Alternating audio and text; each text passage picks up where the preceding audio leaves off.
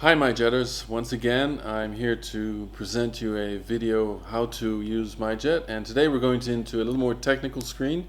It's the payload range, which is part of feasibility, and you'll see it's got a lot of numbers, also has some graphs, and I'll be explaining what's behind them, how they're calculated, and how to make the best use of them. Alright, so let's get to it. So let's dig into this payload range screen. I'm going to start by, from the agenda, selecting a flight. Let's go for the Zurich to Madrid with a Global Express. And you can see right away that the payload range screen label has a green check mark next to it. That means that all the calculations are showing that the flight is good to go. But let's dig into it and see what's behind it. Now, the first of three tabs is devoted to weight and balance calculations. And you can see it's basically two sections. You have at the top the graph, and at the bottom you have the math.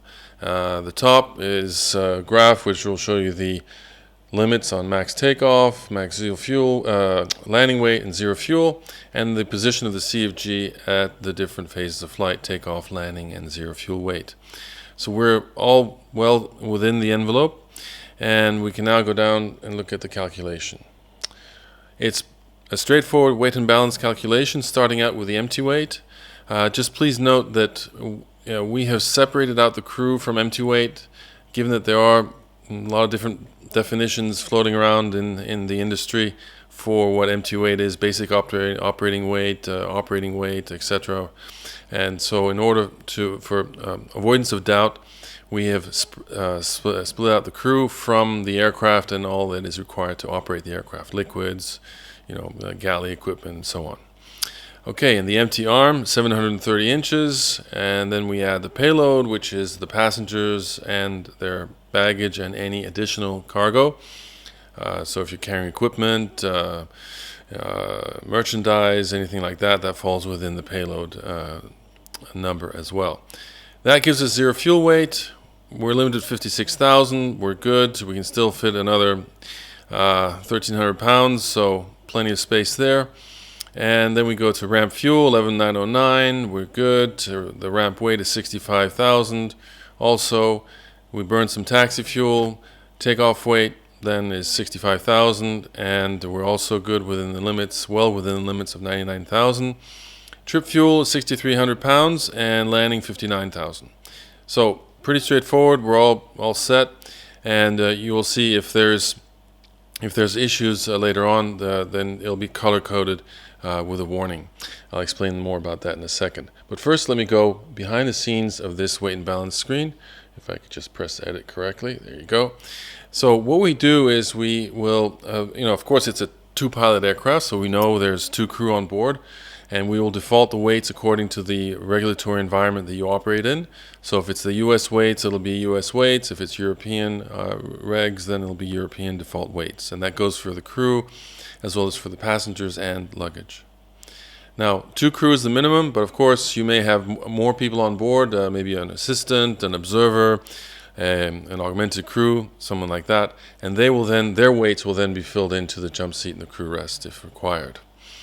Now, you planned only two passengers, and so we have planned two slots for the passenger, the weights, and their luggage.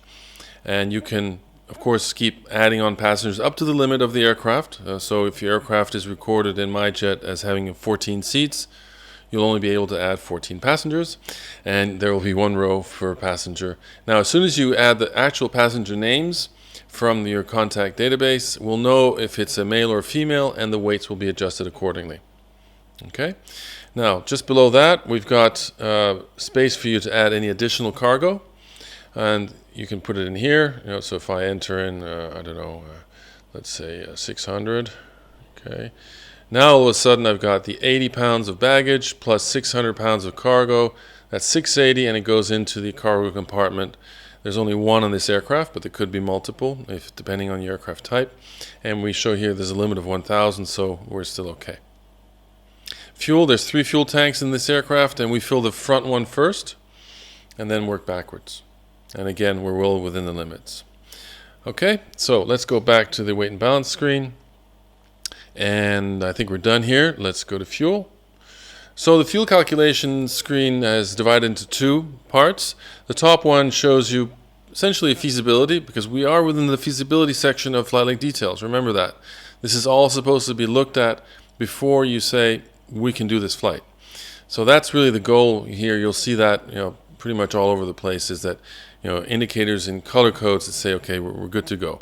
And here the greens show that with 11,909 pounds of fuel, the total weight of the aircraft is 65,000. The limit is 99. There's no problem.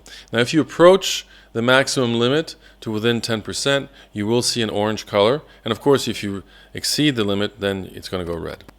Okay?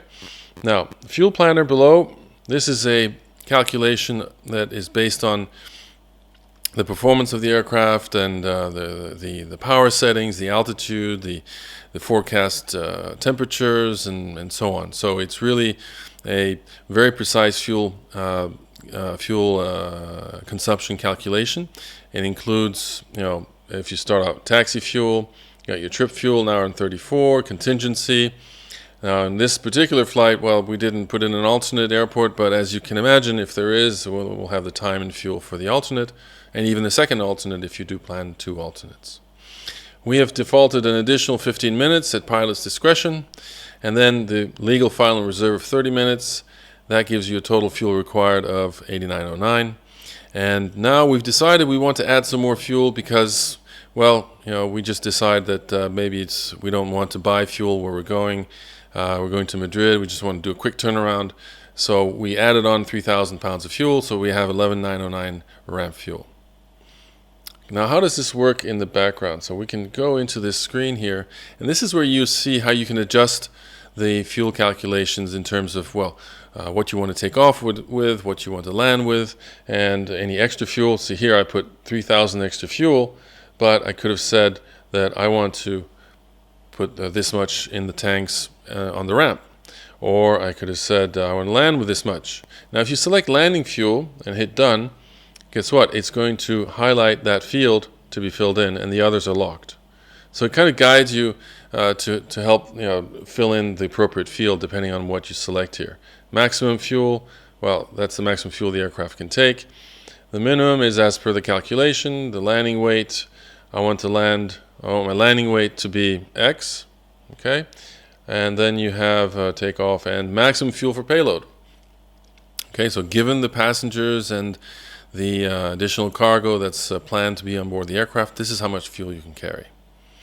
All right, so that's all pretty straightforward, very flexible. You can also adjust the contingency fuel here. So let's go back and we can move on into the next tab, which is range. Now range is also a 2-part screen. The top one gives you an indication of what your options are in terms of, well, I need to have this much fuel. This is how far I can fly with it.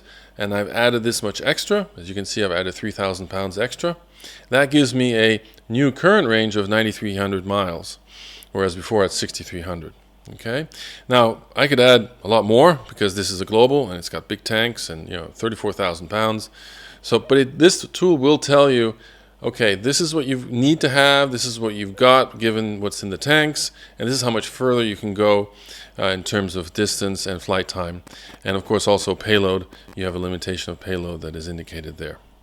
Okay, gives you your options. Now the bottom part is flight optimization, and here we have a matrix, a grid if you will, that will show you your different cruise modes and the one you've selected, and what the effect on your time and fuel would be were you to select the other cruise modes. Okay, now you have the average wind aloft and at the varying flight levels. So the system has selected for you 310, it's got minus 26 knots, and it's an hour and 33.